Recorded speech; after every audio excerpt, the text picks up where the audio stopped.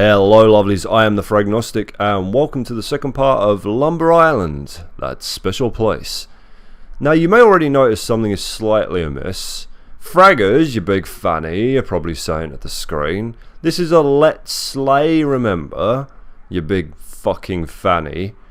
Well, you're half right, you mouthy shite rag. It was a Let's Slay, but the entirety of the remaining footage was lost in the great hard drive tragedy of last week, as detailed in the last channel update. It really was a extinction level event. Let's name it. There you go, second competition of the night. I have a copy of Necrovision and its sequel Lost Company to give away to the best naming of this senselessly dark day in Fragnostic history. Hard Drive Holocaust? The Day the Snarking Died? You write an entire American Pie style song about it if you like. Best one wins Necrovision and its buddy.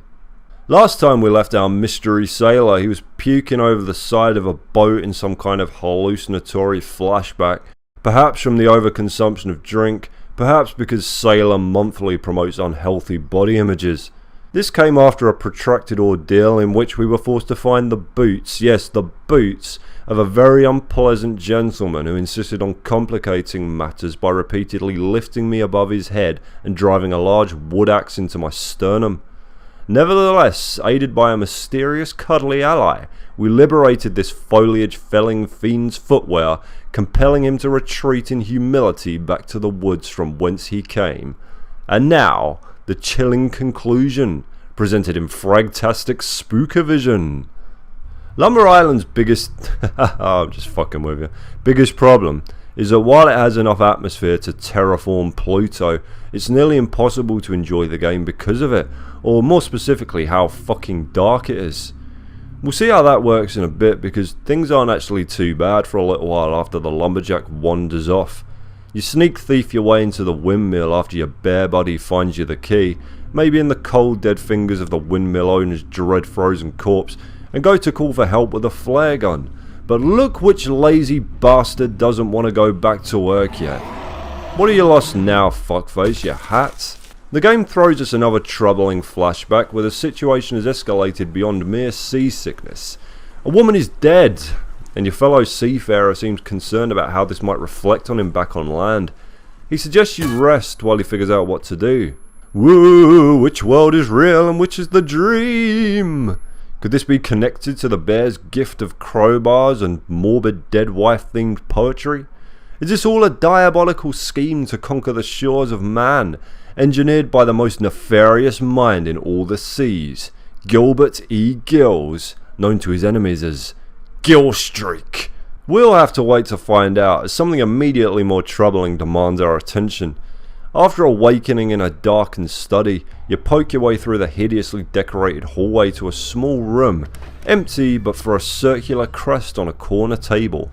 You pop it into the matching indentation next to it to find that you're rich! Filthy rich! Yahoo! Oh dear weeping lord, what the fuck is that? Yes, the treasure is guarded by the worst possible outcome of Peter Parker's origin story, so you do what most dangerous animal control boards recommend and back away slowly.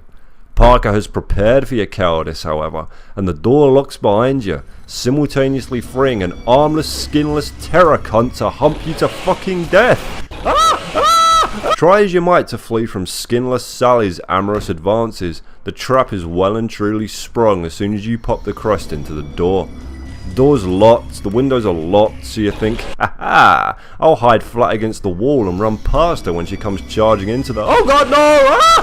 So no, you're not supposed to put the crust in the door at all. You're supposed to take it out of the room, push this specific spot on the bookcase in the study where you started, and that's where it actually goes. And you'd have to say, that certainly would have been a lot easier if you could see more than 2 feet in front of your face. Things don't get any easier for you upstairs when you try and open this door. Do you ever work? There's no real trick to this, you just gotta get that damn door open like it's the last available toilet stall in a dysentery epidemic and run for your fucking life. Run! Run, boy! You'll eventually fear death enough to throw yourself out a window, which, you know, would have been ideal sometime before this. But there we go, and wake up in the terrifying surroundings of Your catalogue quality bedroom? Oh man, sweet. Great story, mighty hero. Let's play for a while. Yeah, fucking bullshit story, cunt hero. Fuck this stupid game. After a wander through your repulsively opulent house, you go to yell at your wife for waking you up with her obnoxiously loud showering. You find her contemplating the towel rack, unresponsive to your Jesus Lord's mercy! And it's back to Lumber Island.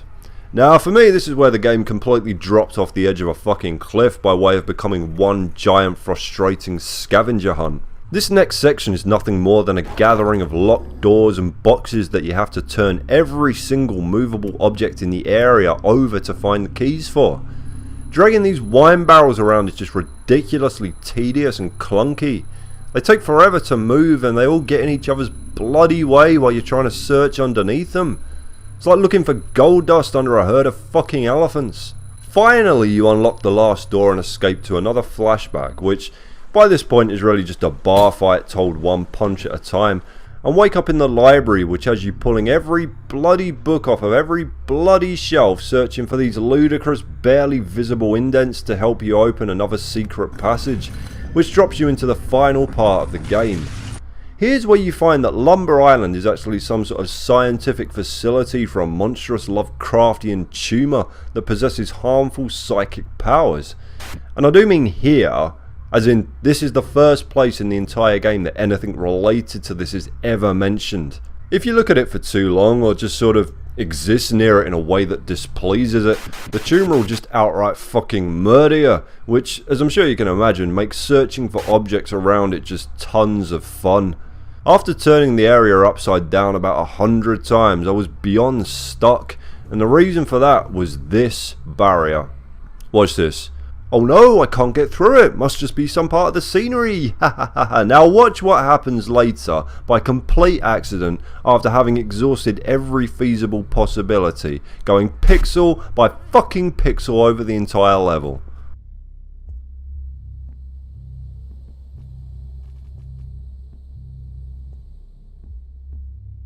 There's your solution. You just have to blindly run into it until it takes pity on you and falls over. Are there words? Are there? I really don't know. Right, third competition of the evening. Describe this with words.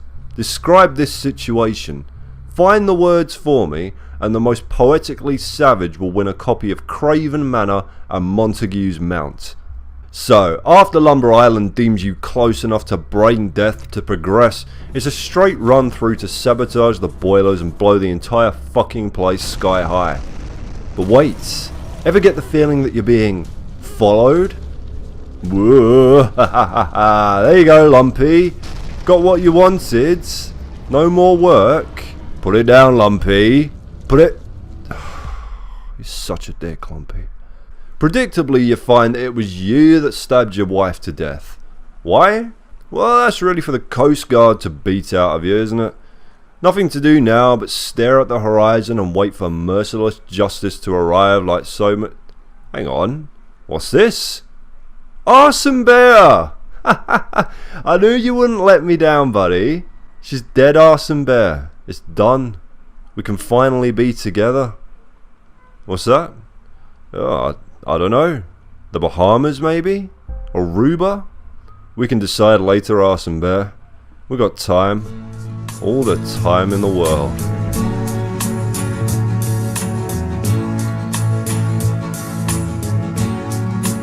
We have all the time in the world. Time enough for life to unfold all the precious things love has in store. God, I hate you, Arson Bear.